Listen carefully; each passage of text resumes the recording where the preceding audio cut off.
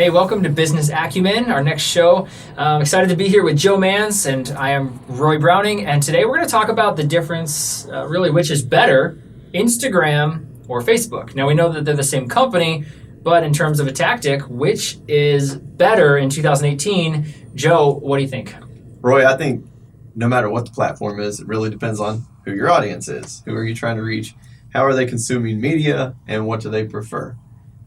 We know that today, so if we go back, it used to be social media was the thing in general, and then you add in images, and of course Instagram comes onto the scene, and everybody wants pictures, and of course pictures are still trending highly over text.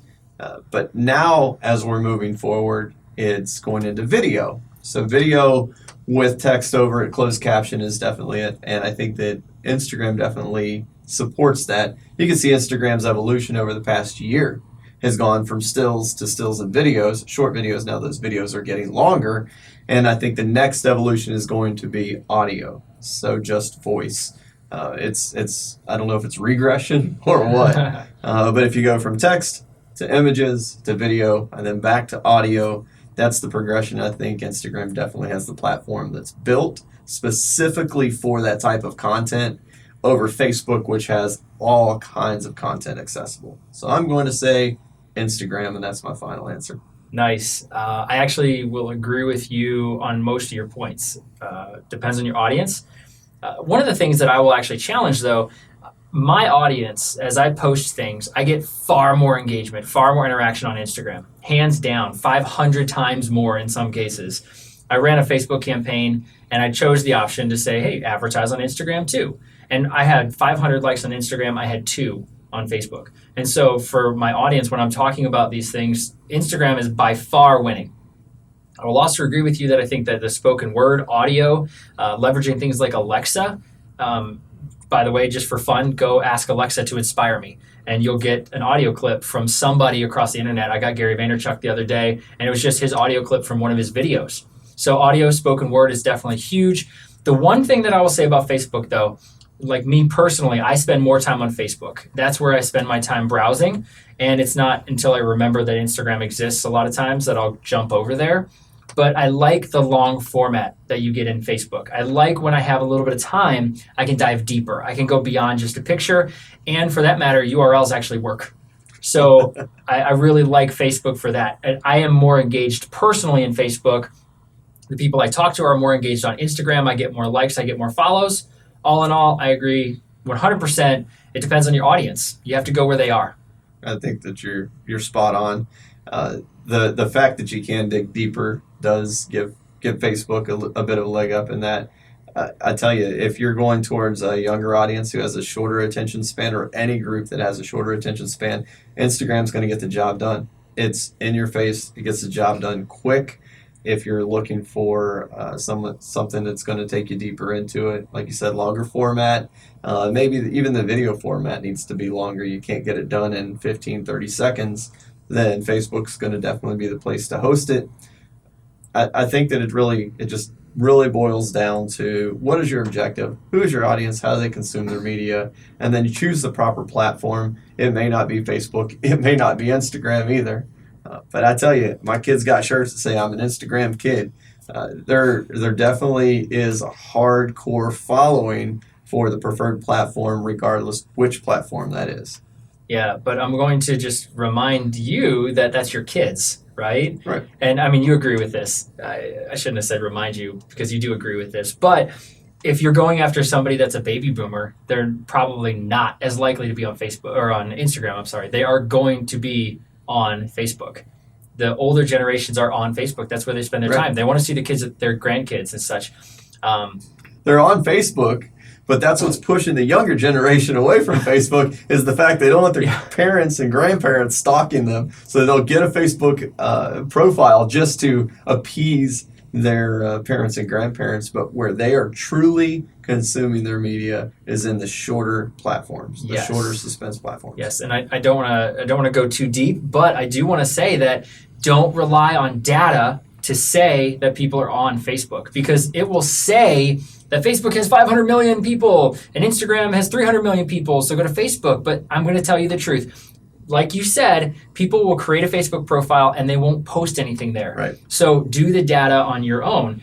Put the same post on Facebook and on Instagram, see which one gets you the best results, and use the data to define where you need to be. Go ahead and A/B test it. Make sure that you understand your audience, how they consume, and then whenever they respond, wherever they engage, wherever they like, that's where you need to be. So it sounds like we agree today. Facebook, Instagram, it really just boils down to who's your audience and where are they. Choose wisely. So in the comments below, you can decide if you agree with us. We'd love to hear your feedback. If there's something other than Facebook or Instagram that you'd like us to discuss in a future episode, leave that in the comments below. We look forward to hearing from you. Okay, folks, this is the segment of the show where we sum it up. Looking at Instagram versus Facebook, here's what we know. You really have to do your research on the platform. Do the research on your audience. At the end of the day, it's really choosing the proper platform that works for the audience that you're trying to target. So there's no right or wrong answer, Facebook versus Instagram. It's really just understand your audience and where they are. All right, it's time for question and answers, and we got a question from Brian George, good friend of mine, and he asked us, what is the next big platform? Facebook and Instagram have both been giants for a little while now. What's next? I think if we had a crystal ball, we could answer that question. Unfortunately, we don't. If we knew the answer, we would build it, and we'd all be rich.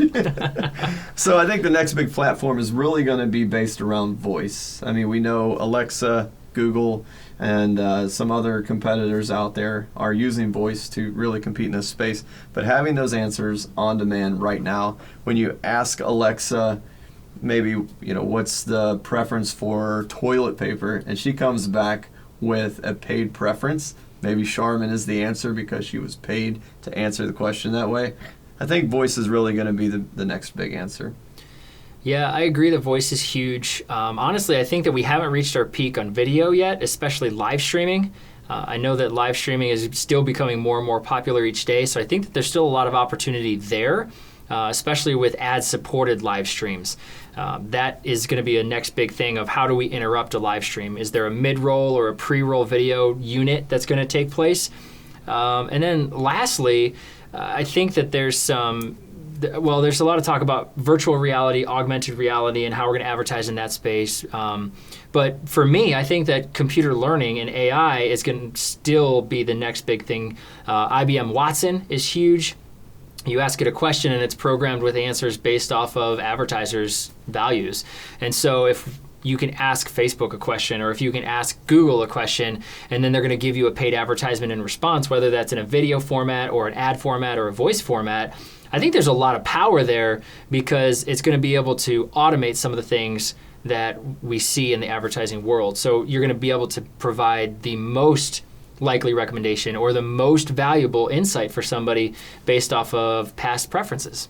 I think we're also going to see some movement in the video chat space, where when you're tapping into Wi-Fi networks, that there's going to be ads served on the videos when you do live video chats with somebody, or even just the apps that serve live video chat, whether it's the Facebook Messenger app or even the FaceTiming for that matter. In exchange for the data that's used to transmit that video signal, you might see ads in that place, so you can get that service for free. Yeah, that actually reminds me of Wi-Fi hotspots a lot now are actually playing ads in order to be able to connect. Exactly. So that's something that's been around for a little while. I think it's kind of one of those things like a QR code. It was very popular for a little bit. Everyone kind of loved it, but didn't really use it. And then all of a sudden it went away, and then it's starting to come back. I think that might actually be something that happens with Wi-Fi. You connect to a Wi-Fi, instead of just getting on for free, you're going to get an advertisement, and I think that there's a lot of potential there too.